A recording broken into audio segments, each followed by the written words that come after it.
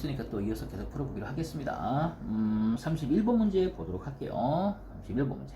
기성 콘크리트 말뚝에 관한 설명으로 옳지 않은 것은 했어요. 기성 콘크리트 말뚝이라고 했네요. 기성 콘크리트 말뚝.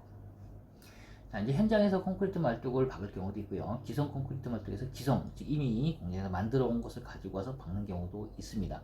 현장에서 이렇게 콘크리트를 타설해서 말뚝을 만든다라고 할 때는 파내고 말뚝 그냥 있는 자리에다가 콘크리트 타설해서 말뚝을 만들면 돼요. 이건 현장이고.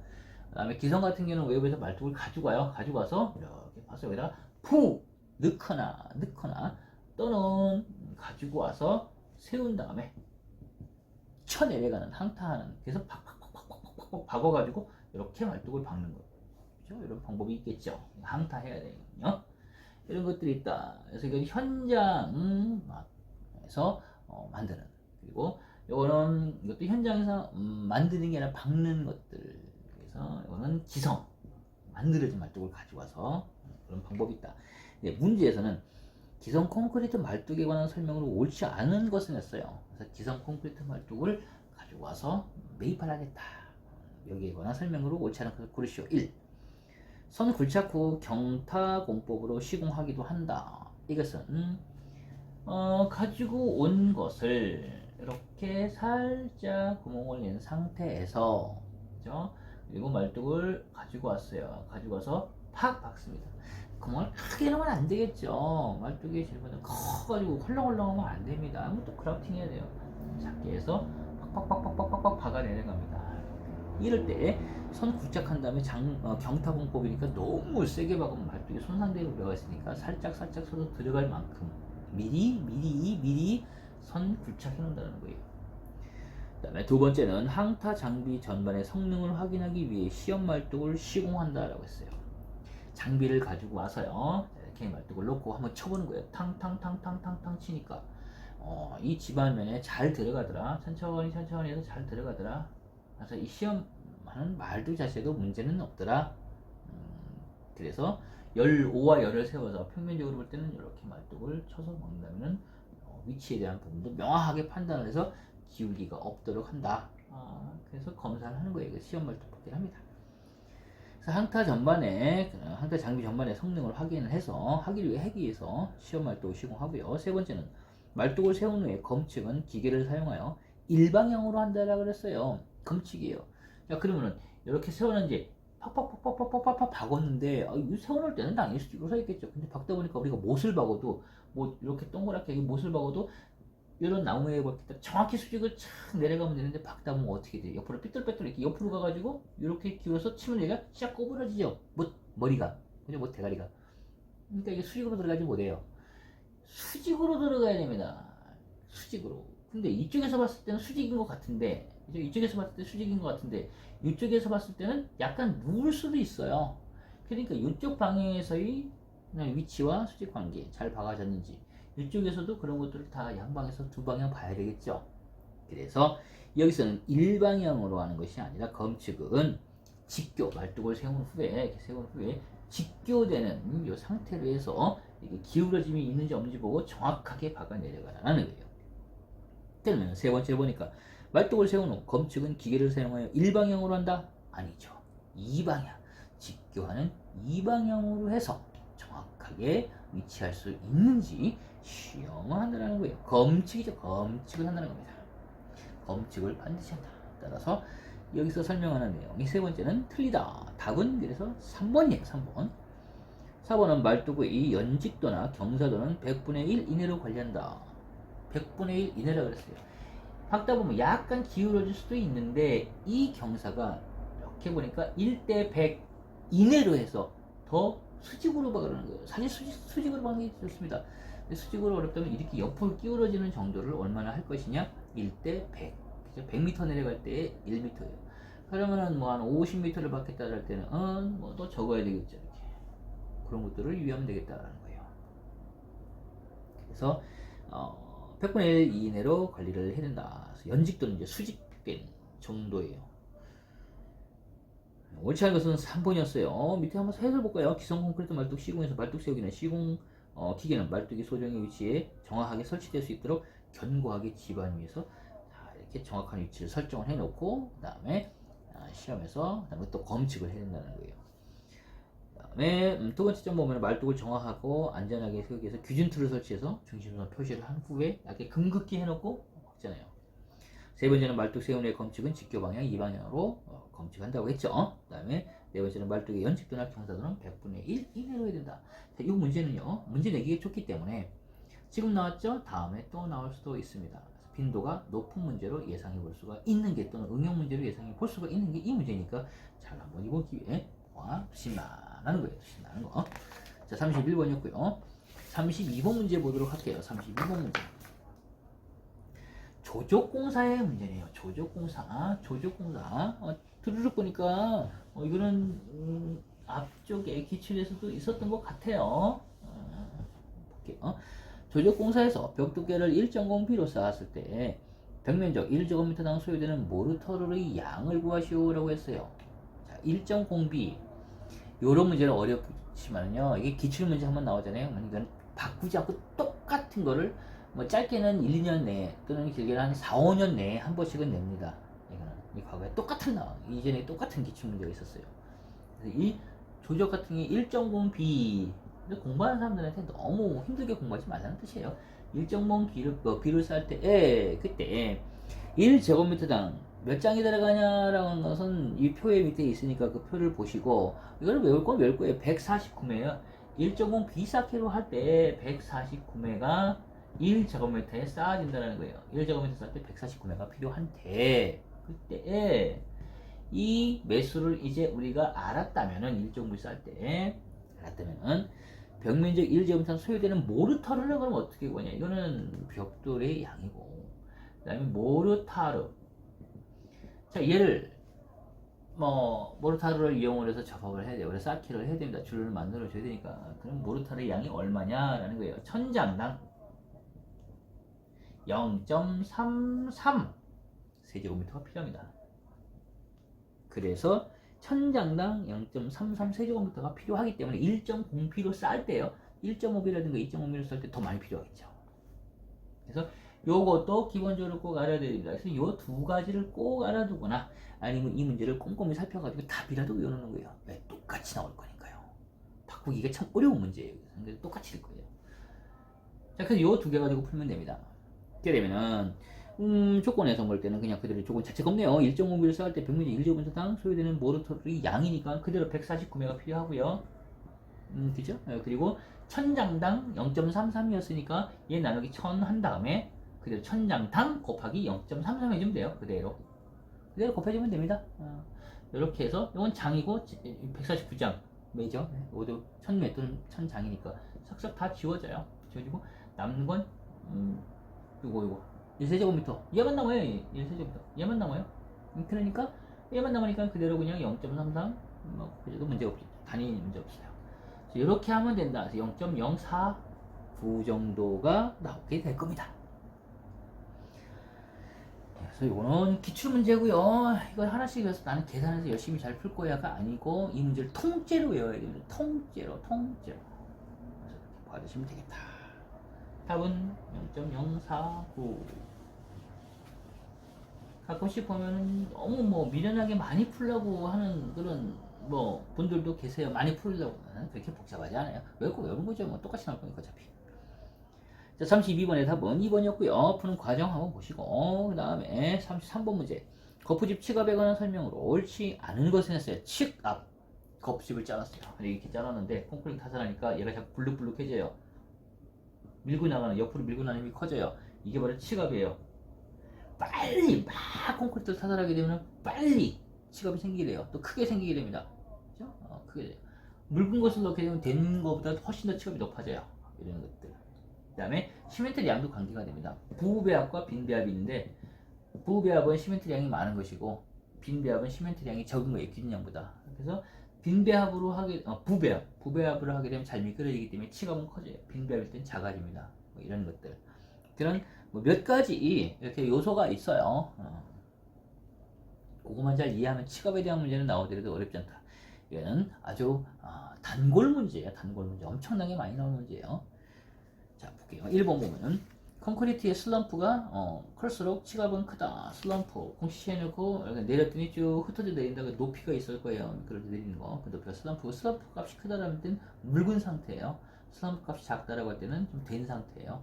그러니까 묽은 게 치갑이 커져요. 두 번째는 기온이 높을수록 치갑은 작다. 기온이 높을수록 작아지고요. 기온이 낮으면은 치갑은 커지게 됩니다. 커지게 됩니다. 그런 것도 이해해 보시고. 세 번째, 콘크리트가 빈배합일수록 치갑은 크다. 빈배합, 시멘트 양이 적은 그런 빈배합의 경우에는 오히려 이런 치갑 같은 경우는 작아지고요. 부배합, 시멘트 양이 많아질수록 연행이 잘 비벼지고 미끌미끌해져요. 그리고 빨리 굳고 비중이 커져요. 그러다 보니까 치갑은 커지게 됩니다. 그래서 부배합은 커지고 빈배합은 작아져요. 빈작이에요. 빈작. 빈하니까 작아지는 거예요. 답은 예요. 옳지 않은 것은요. 부니까 커져요. 답은 3번입니다. 이거는 반드시 알아둬야 될 문제예요. 치갑은 매해 차가 나오니까요.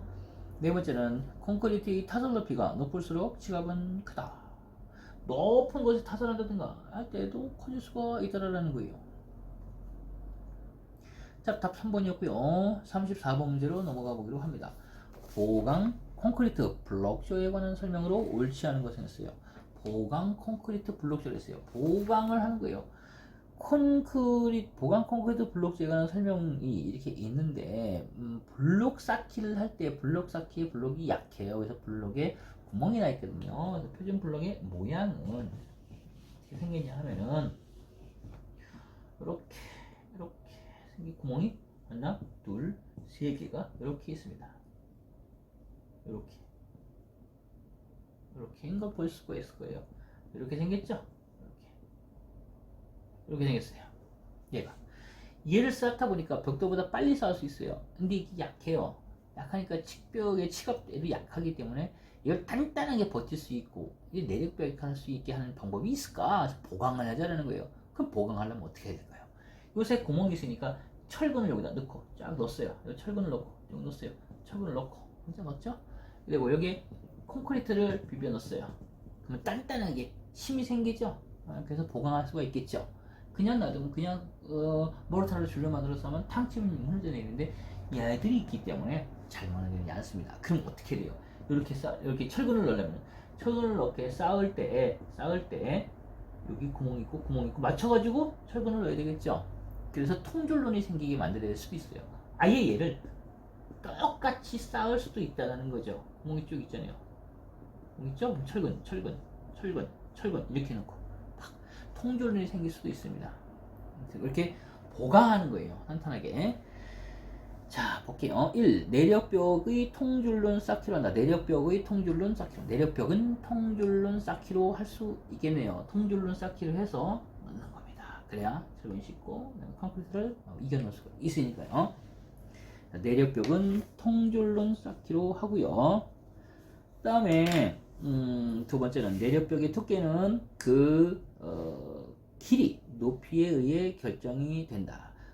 내력벽 자체의 두께를 얼마나 할 거냐 할 때 이 두께 같은 경우는 얼마나 길게 높게 하냐. 높지 않고 낮다라고 할 때는 뭐 두껍지 않아 되는데 높을 때는 얘가 휘청휘청 흔들릴 수가 있어요. 그리고 벽돌 같은 거 쌓아놓고 동전 같은 거 쌓아보세요. 동전 같은 거 한 4개 5개 쌓으면 문제 없는데 한 10개 20개 올라갈수록 얘가 옆으로 휘어요. 자꾸 휘어요. 높이 갈수록 면적은 커집니다. 피라미드는 아래 높고 위에 좁잖아요. 이렇게. 그래서 내력벽의 두께는 그 길이라든가 높이에 결정이 되고 의해 결정되고요. 세 번째는 테두리 보는 수직 방향뿐만이 아니라 수평 방향의 힘도 고려를 해야 된다. 이렇게 쌓았어요. 그리고 이 위에 테두리를 콘크리트에서 만들고 이런 철근을 여기다 딱딱딱 정착을 시켜야 돼요. 이런 역할을 하는 게 테두리고예요. 이런 식으로 테두리고가 있고 벽돌조도 마찬가지예요. 쌓고 쭉 올라가서 철근을 안에다 심어준다 해서 보강한다라고 할 때는 이 테두리고가 하는 역할이 철근을 이렇게 정착시키는 역할도 합니다. 그리고 면도 고르게 해주고요. 자, 네 번째, 벽량의 계산에서는 내력벽이 두꺼우면 벽량도 증가한다. 벽량 계산할 때 내력벽이 두꺼우면 벽량을 계산할 때는 내력벽의 두께는 크게 관계없습니다. 벽량 자체가 가지고 있는 의미가요. 어떤 벽의 면적이 있잖아요. 그러니까 길이 이렇게 네 벽면이라면은 이런 공간이 있다면은 요 벽면 길이, 요 벽면 길이, 요 벽면 길이, 요 벽면 길이가 있어요. 길이가 있어요. 이 길이에 대해서 길이를 요 바닥 면적이 있겠죠. 이만큼의 길이가 싹 둘러싸고 있는 요 면적이 있어요. 이 면적이 있고 여기 길이에요. 이 벽의 길이를 면적으로 나눠주면 돼요. 길이가 있고 전체 총 길이가 있고 그다음에 바닥 면적이 있어요. 바닥 면적이 있으니까 나눠주면 돼요. 이게 벽량이에요. 그럼 어떤 의미냐면요. 이 바닥 면적에 의해서 벽량이 적다라는 것은 구멍이 빵빵빵빵 창문이 많이 뚫렸다는 거예요. 근데 이 바닥 면적에 대해서 이 길이가 길게 되고 이렇게 구멍 난 데가 없다, 창문이 없다라고 할 때는 벽량이 많은 거예요. 그만큼 개구부가 없기 때문에 단단할 수가 있다는 거예요. 그래서 벽량을 계산하는 것은 이 벽 자체가 가지고 있는 개구부의 양의 어떤 측정일 수도 있어요. 자, 그래서 벽량 자체는 우선은 내접벽이 두께에 관여하지는 않는다라는 거예요. 자, 그래서 답은 뭐 4번이에요. 4번. 답은 4번이고 나머지 한번 차근차근 해설이 있으니까 읽어다 보면은 어렵지 않을 것이고. 자, 35번 문제. 아스팔트 방수가 시멘트 액체 방수보다 우수한 점은 아스팔트 그 다음에 시멘트 두 개를 비교를 해보면 시멘트 같은 경우는 균열이 잘 일어나요. 점도가 약하기 때문에 없기 때문에. 그런데 아스팔트는 우리 길에 갔다 도로 포장하면 끈적끈적하잖아요. 이게 점도를 가지고 있어요. 이 점도를 가지고 있다는 것은 점도를 가지고 있지 않은 시멘트보다 아스팔트가 균열이 덜 됩니다. 이게 균열이 덜 되니까 약간 점성이 있어가지고 그래서 균열이 적다라는 장점을 가지고 있어요. 자, 볼게요. 첫 번째, 아스팔트 방수가 시멘트 방수보다 액체 방수보다 우수한 점은 1. 경제성이 있다. 경제성으로 봐서는 아스팔트가 단가가 높으니까 조금 경제성은 떨어지고요. 액체 방수가 더 좋고 저렴하게 할 거예요. 액체 방수를 하는 거예요. 시멘트 액체 방수를 하는 거예요. 두 번째, 보수 범위가 국부적이다. 보수를 부분적으로 아스팔트를 땜질하는 거 봤나요? 그렇게 안 하고 부분적으로는 시멘트 액체 방수에서 땜질을 할 수 있어요. 부분적인. 그러니까 부분적인 보수 범위에서는 액체 방수가 시멘트 액체 방수가 더 우수해요. 그리고 세 번째, 시공이 간단하다. 시공 간단한 것도 시멘트 액체 방수가 간단합니다. 시멘트를 비비고 그 다음에 방수액을 사가져서 같이 비벼서 그대로 시공하면 되니까 어렵지 않아요. 유제품도 아니고. 그 다음 네 번째, 방수층의 균열 정도가 비교적 적다. 이것이 아스팔트 방수가 시멘트 액체 방수보다 우수한 점이에요. 점도를 가지고 있기 때문에 균열이 작게 일어나요. 따라서 균열이 발생 용도가 아스팔트 방수가 비교적 시멘트 방수보다 적다. 그래서 맞는 답은 4번이다. 답은 4번입니다. 그렇게 풀면 되겠네요. 자, 그 다음에 36번 문제. 이질바 탕제 간의 접속 미장 부위의 균열 방지 방법으로 옳지 않은 것은 했어요. 이질바 탕제를 했어요. 이질바 탕제는요, 이질은 재료가 다른, 질이 다른 이런 뜻이고, 그런 미장이 있는데, 그런 미장이 접합부가 생길 것이고, 그럴 때 접속 미장 부위의 균열 방지 방법으로 옳지 않은 것은, 예를 들어 내가 이렇게 미장판 하나 냈어요. 판 하나 냈어요. 근데 이 틈이 벌어지기 시작을 할 수가 있겠죠. 이 틈이 자꾸 벌어지면은 어떻게 되냐? 틈이 못 벌어지게 우리가 어떤 앙카 같은 거 이렇게 박아본다라든가 아니면 여기 본드칠 해본다라든가 여러 가지 게 있어요, 방법이.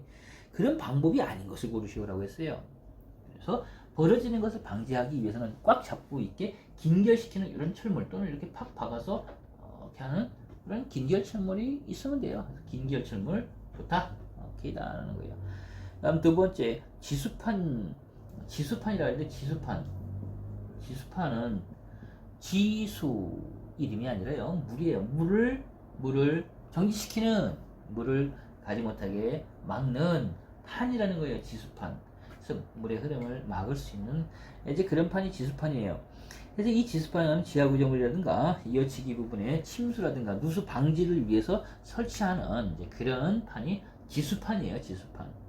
그래서 이거는 여기에서 말하는 접속 미장부의 균열 방지 방법이 아니다라는 거예요. 물하고 뭐 관계가 있어요, 그죠? 요게 답이에요. 예. 답은 2번이에요. 36번의 답은 2번이고 3번에 보면은 메탈라스 보강 붙임.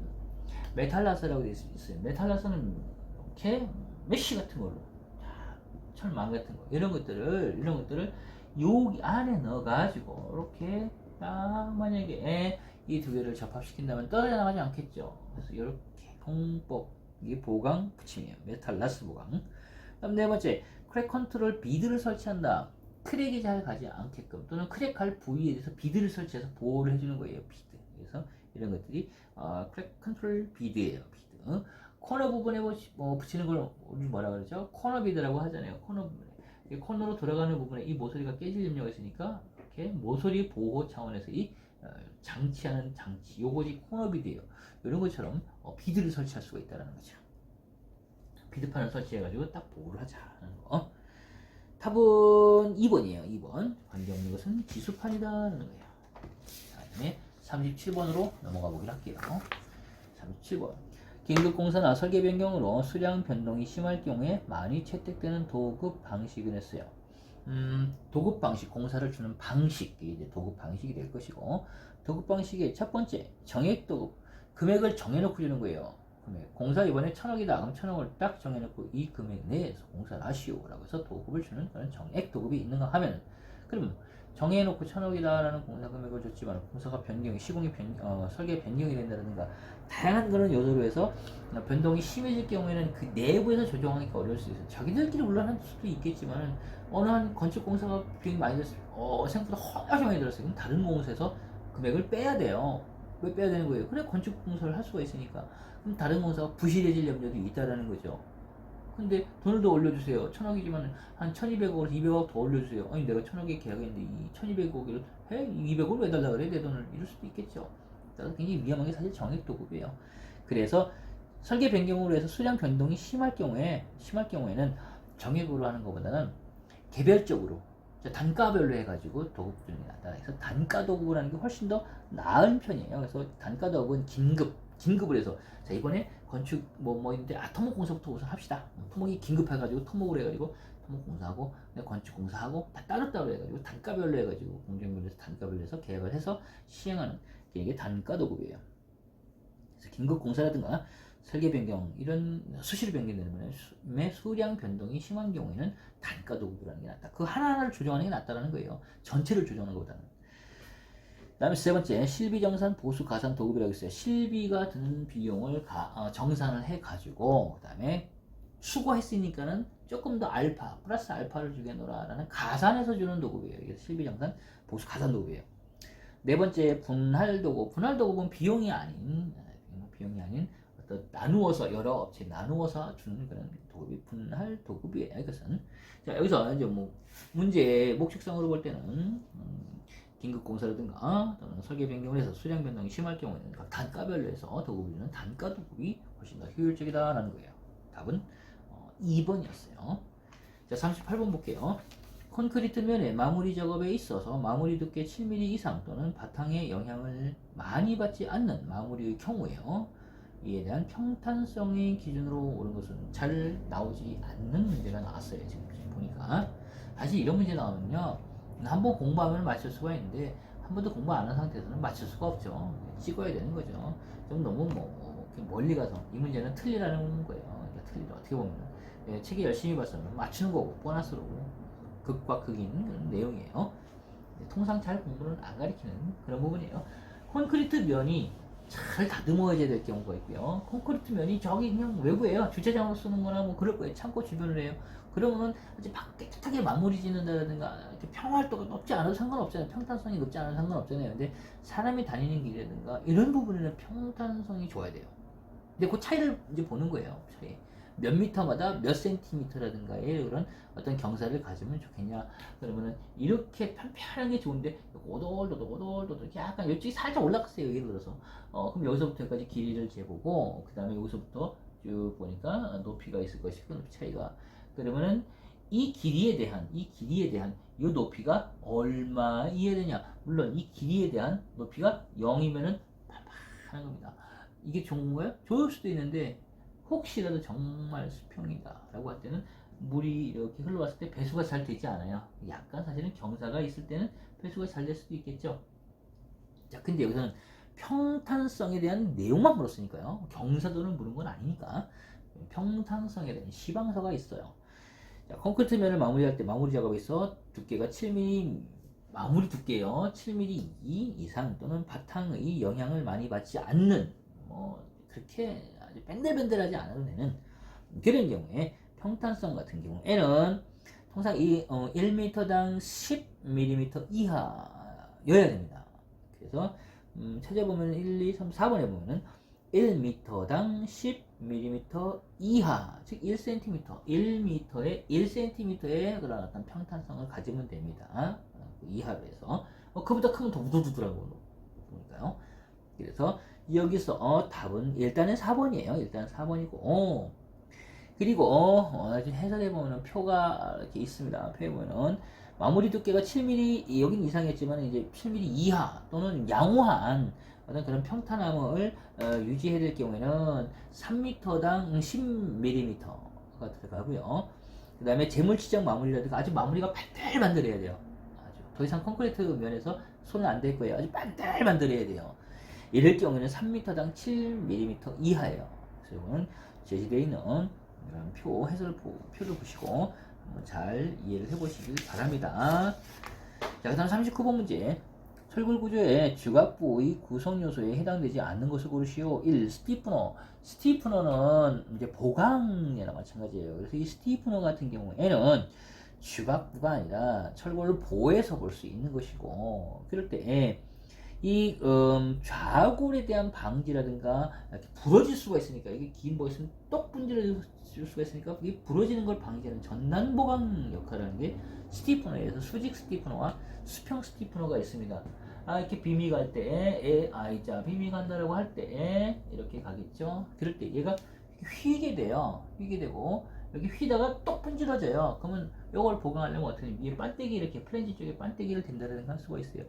그리고 요 사이에, 요 안쪽에도 수직으로 세워가지고 이렇게 판을 이렇게 넣을 수가 있겠죠. 이렇게 판을 이런 것들 딱 넣는 거예요. 여기도 판 딱 넣으면 요거 잘 안 뒤틀어져요. 좌굴이 방지돼요. 이런 것들도 수평으로도 넣을 수가 있고 수직으로 넣을 수 있어요. 수평 스티브너, 이런 수직 스티브너, 이런 것들.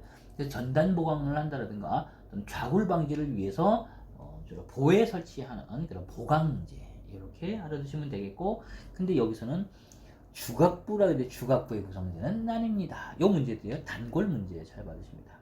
주각부에서는 베이스 플레이트라든가 윙 플레이트라든가 클립 앵글, 이런 것들이 다 필요합니다. 그래서 우리 교재 같은 경우에 책에 이렇게 주각부의 그림이 있으니까 한 번씩 찾아보면서 보시면 뭐 잘 아실 거예요. 39번은 1번이었어요. 자, 40번 문제 볼게요. 철근 콘크리트형 골재의 성질에 관한 설명으로 옳지 않은 것을 했어요. 1. 골재의 단위 용적 질량은 입도가 클수록 크다. 입도라는 것은 이렇게 큰 골재도 있고 작은 골재도 있어요. 이런 큰 골재, 작은 골재들이 막 섞여서 이렇게 들어갔어요. 이 사이에 아주 조밀하게. 이럴 수도 있겠죠. 그런데 이건 1번이다. 2번, 두 번째는 큰 골재만 갖다 놨어요. 이렇게. 이 두 개를 비교해 볼 때 어떤 게 더 아주 밀실하게 조립, 그러니까 공급, 비어있는 공간이 없느냐 생각을 해보는 거예요. 좀 적으냐, 이런 거. 이 위에 게 훨씬 낫죠. 그래서 붉은 골재와 잔 골재가 적절하게 섞이게 되면은 요 큰 붉은 골재 사이를 다 조밀하게 들어가기 때문에 얘가 훨씬 더 입도가 좋다, 이렇게 얘기를 하고요. 공극이 많아요. 그럼 입도가 안 좋다, 낮다, 이렇게 설명을 하면 되겠어요. 그래서 이게 입도고, 골재의 단위 용적 질량은 입도가 클수록 크다. 즉, 이 골재들이 이렇게 입도가 크다는 것은 잘 큰 굵은 골재와 잔 골재가 섞이기 때문에 이 양 자체가 많다라는 거예요. 큰 것만 있는 것보다 더 많이 우겨놓을 수가 있겠죠. 많아져요, 용적 질량이. 그 다음 두 번째는 골재의 공공률은 입도가 클수록 크다. 골재의 공공률, 비어있는 이 공공률은 입도가 클수록, 이 조립도가 큰 게 얘가 큰 거예요. 잘 큰 거와 굵은 골재와 작은 골재가 섞여 있는 거예요. 그럼 공극이 적어져요. 그래서 공극률은 입도가 클수록 공극률 자체는 작아지고요. 그 다음에 입도가 작을수록, 조립한 게 조밀하게 들어가지 않을수록 비어있는 공간이 많으니까 공극률은 커집니다. 그러니까 반대로 설명한 거예요. 골재의 공극률은 입도가 클수록 작아지고, 그 다음에 공극률은 입도가 작다, 이런 상태로 간다. 빈 공간이 많을수록 공극률은 커진다라는 거예요.